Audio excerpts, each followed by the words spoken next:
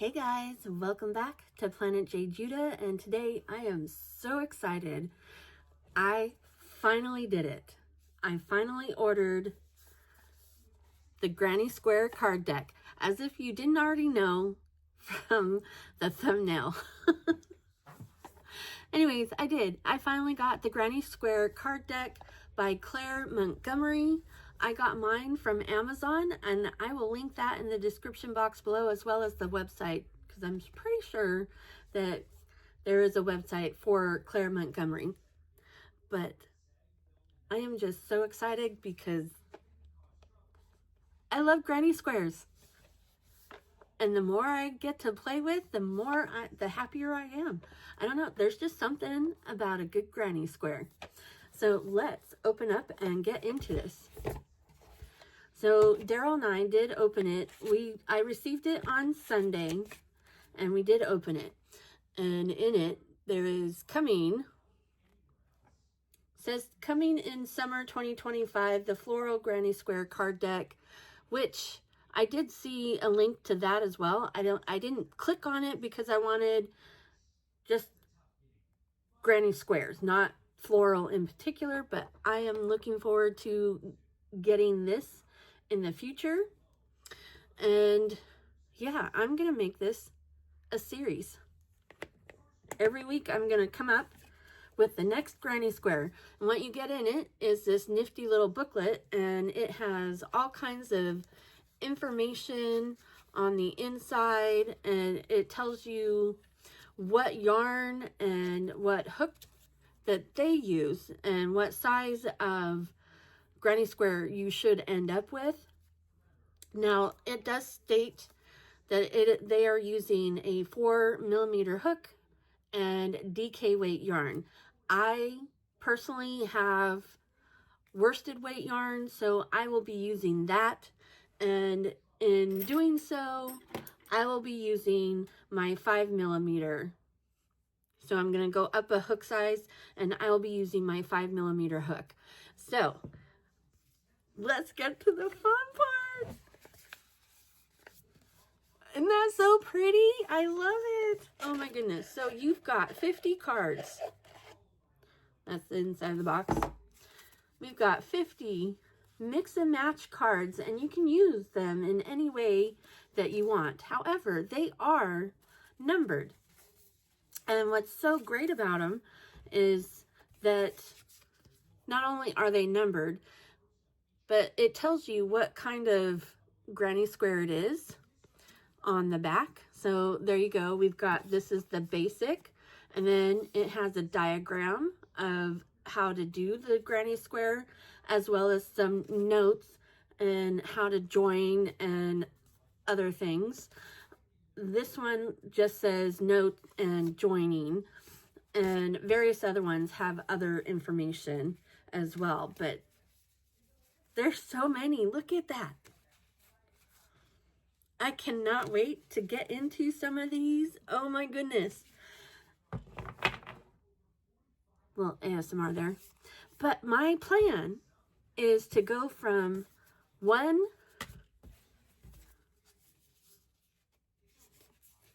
let me get it to 50.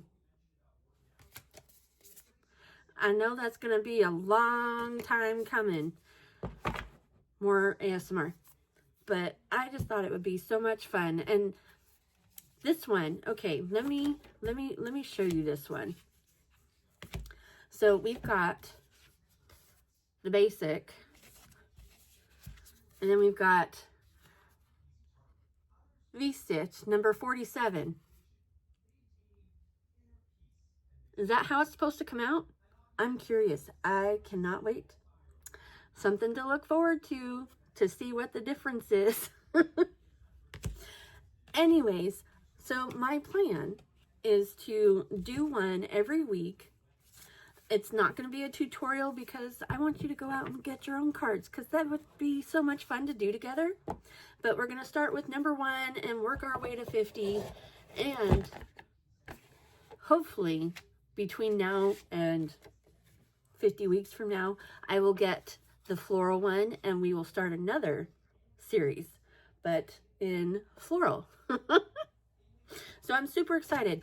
Each week, every video will be very similar. It'll be introducing the new square and showcasing what colors I'm going to be using for that square, and then working the square up and then talking about it afterwards and whatnot. I'm a visual learner, so this is going to help me learn how to read diagram patterns,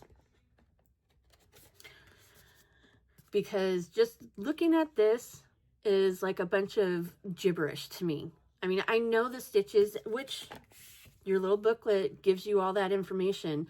I know what the different stitches mean, or symbols mean, as far as the stitches go and whatnot, but I am a visual, hands-on learner. I'm not a book learner, if that means diagram learner, whatever the case may be.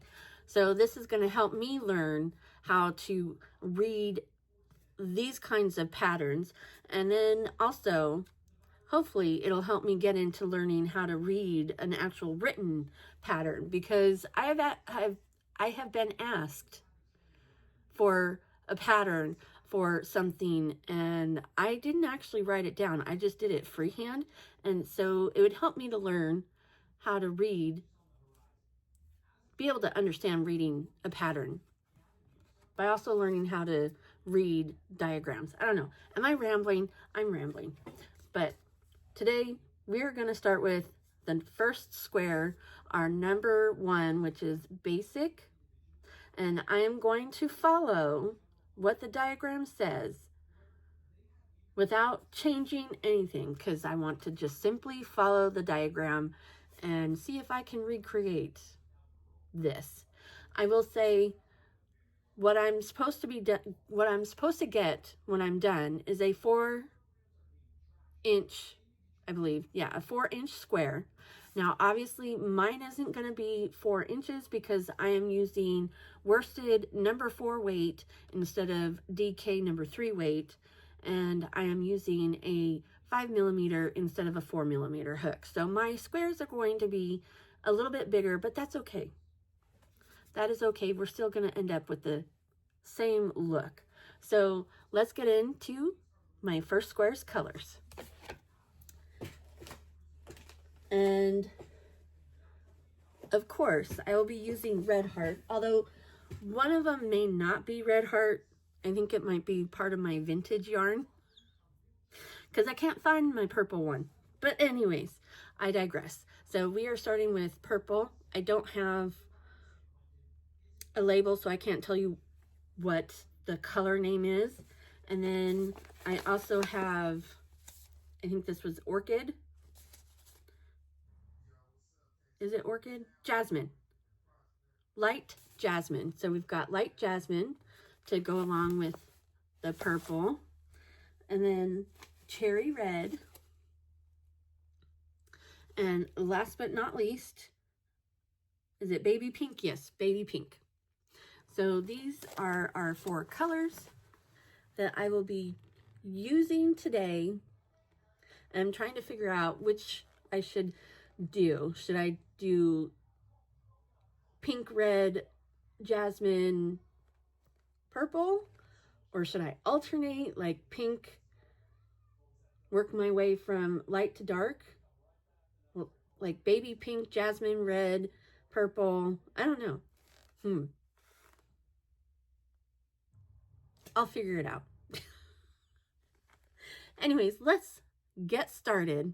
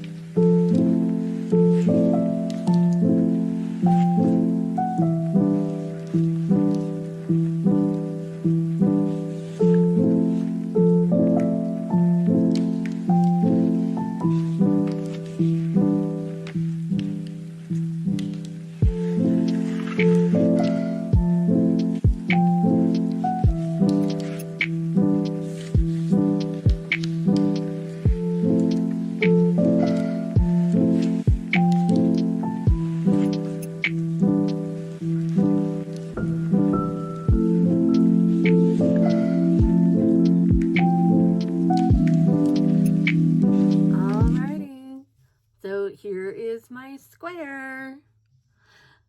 And without even thinking about it, it's giving me red hat lady vibes. I'll post a picture.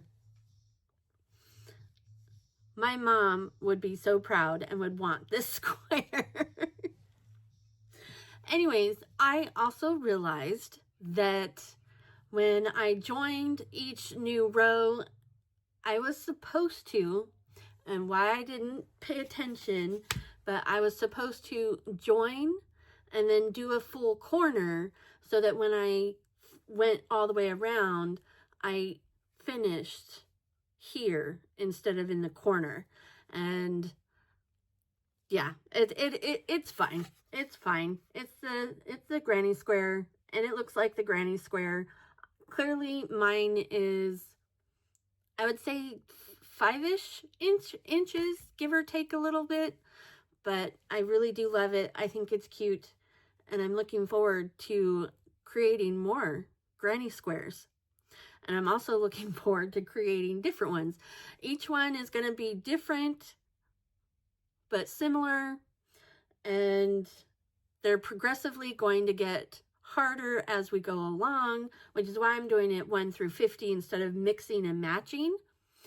And yeah, give me some ideas. What should I do with 50 to 100 granny squares when we're done?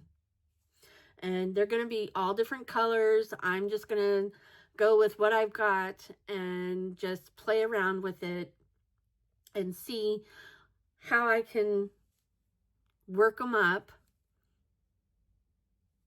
Should I make a blanket? Should I make a throw? Should I make a couch cover? Should I make 2 couch covers? Not covers, but, you know, put on the back of the couch. Do 50 each? I don't know. Give me some ideas. How should I work these together in the end? Hopefully they'll all be roughly the same size. But tomorrow will tell. Tomorrow. Next week we will be able to tell whether or not they will be roughly the same size. They're supposed to be. They're all supposed to be technically 4 inches, but like I said, we are using a thicker yarn as well as a bigger hook. So obviously our squares are going to be larger. And so now what I'm going to do, now that I've done the first square, I'm going to put it at the bottom. So this is the next square. Looks like it's just a simple solid granny square as opposed to changing colors. But I'm going to put this one like this so that we know when we get to number 50, not that we would ever not know, but that's where our starting off point is. So there you go. Let me know. Do you think this is going to be a fun series? I think it is. I honestly cannot wait to get to number 50 because this looks so much fun. I'm excited. And yeah, I hope you're excited too. And let me know, what should I do with my squares? I will put them aside, put them in a bag, whatever, and keep them together. I probably should, actually is that the back? No, this is the front. I probably should mark somehow my first square to my next. Obviously the ones that are different are going to be vastly different, but the ones that are similar, I don't know, should I mark which one is the first one and go from there? We'll see. I don't know. We'll play around with it. Anyways, I hope you enjoyed today's video as much as I did creating it. And if you did, I would love it if you would hit the like button. And if you'd like to be notified of any and all future uploads, hit the subscribe button. And don't forget to click all on the notification bell. And with that, remember, gravity works, guys.